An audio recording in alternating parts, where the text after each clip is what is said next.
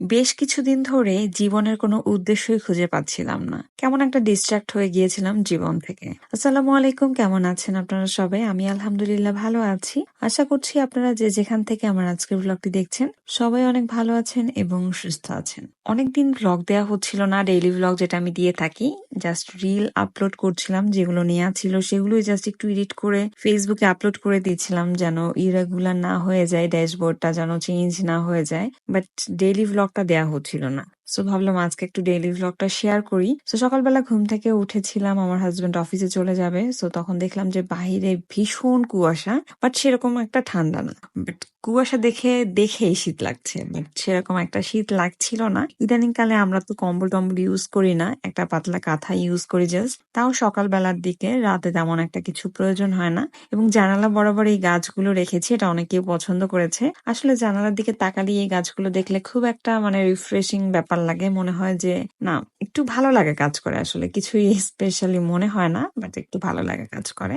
So যাই হোক, সকালটা শুরু হয়ে গিয়েছে, রান্না বান্না শুরু করে দিয়েছি। সকালবেলা ঘুম থেকে উঠে আমার কিছু একটা খেতে খুব একটা ভালো লাগে না, তারপরও না খেলে শরীরটা খুব ঝিমঝিম করে লাগে, কেমন একটা খুব একটা দুর্বল দুর্বল লাগে। এবং কেন যেন আমার বেশ কয়েকদিন যাবত পান্তা ভাত খাওয়ার খুব ক্রেভিংস হচ্ছিল। সো সকালবেলা রান্না বান্না শুরু করার আগেই বেশ কিছু ভাত নিয়ে একটা বক্সের মধ্যে ভিজিয়ে রেখেছি, যেন এটা আমি একটু পানি দিয়ে খেতে পারি। যেটা আসলে কিন্তু পান্তা ভাত শরীরের জন্য খুবই উপকারী। পানিতে ভিজানোর পরে যে পানিটা থাকে, সো ওই পানিটাই আসলে শরীরের জন্য খুব বেশি উপকারী। সো যাই হোক, পান্তা ভাত ভিজিয়ে রেখেছি, রান্না বান্না প্রায় শেষের পথে। সো ভাবলাম যে এই ফাঁকে খেয়ে নিই, অলরেডি একটার মতো বাজছে।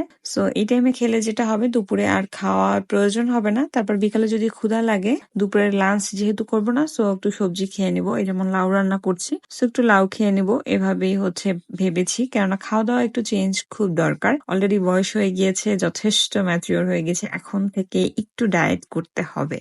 প্রতিটা জন্মদিনই আসলে মনে করিয়ে দেয় যে অনেক বয়স হয়ে গিয়েছে, এখন একটু লাইফটাকে গুছিয়ে নিতে হবে, একটু ডায়েট করতে হবে। বাট যেটা আসলে আমি করতে পারি না, বাট এখন একটু একটু করে চেষ্টা করব। আস্তে আস্তে চেষ্টা করব 2025 সালটা একটু গুছিয়ে কাটানোর জন্য, একটু ডিসিপ্লিনড হওয়ার জন্য, লাইফটাকে একটু গোছানোর জন্য।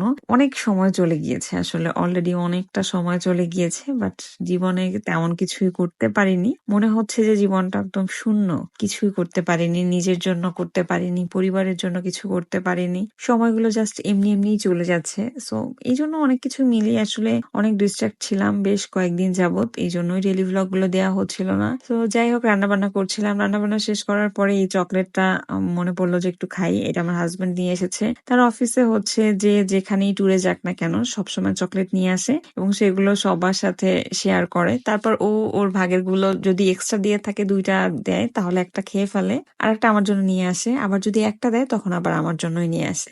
এভাবেই টুকটাক কাজকর্ম করতে করতে বিকেল চলে আসে এবং বিকেল বেলা আমার জানালায় একদম সূর্যটা সুন্দর একটা আলো দিয়ে তারপরে সূর্যাস্ত হয়, যেটা দেখতে আসলে ভীষণই ভালো লাগে। সো যাই হোক, আজকে এখানেই বিদায় নিচ্ছি। সবাই ভালো থাকবেন, সুস্থ থাকবেন এবং আমাদের জন্য অনেক অনেক দোয়া করবেন। আল্লাহ হাফেজ।